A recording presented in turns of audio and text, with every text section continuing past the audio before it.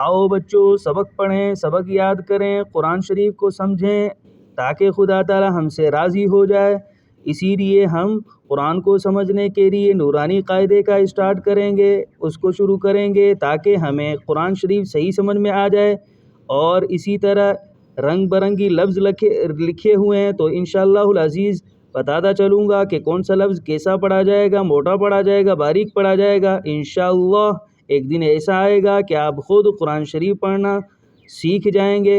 اس میں بچے ہوں، بوڑھے ہوں، بڑے ہوں، کوئی بھی ہو انشاءاللہ آسانی کے ساتھ پڑھ سکتا ہے۔ تو اسی لیے ہم شروع کرتے ہیں۔ بسم اللہ الرحمن الرحیم۔ یہ لفظ جو لکیر کھینچی ہوئی ہے اسے کہتے ہیں الف، الف، اور یہ آسمانی کلر ہے، اسے موٹا پڑھا جاتا ہے، اسی لیے ہم اس کو موٹا پڑھیں گے۔ الف، الف، الف، الف۔ اور اسی طرح آگے لفظ ہے با، با، با۔ یہ لفظ جو ہے بالکل کالا نہیں ہے، بلیک نہیں ہے، براؤن ہے، تو اسی لیے اس کو نرمی کے ساتھ پڑھیں گے۔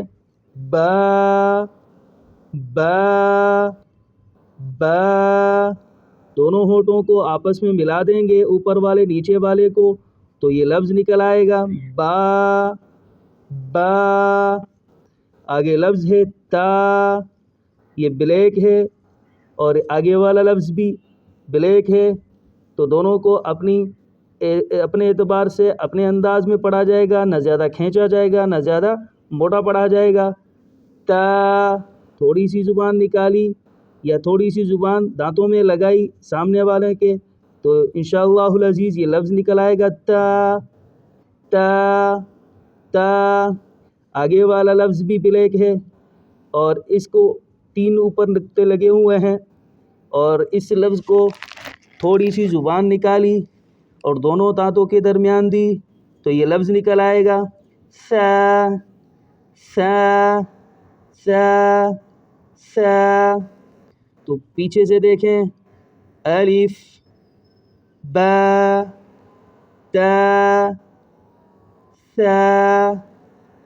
آگے لفظ ہے جیم، تھوڑا سا کھینچیں گے، تھوڑا سا کھینچ کر پڑھیں گے، جیم، جیم، جیم۔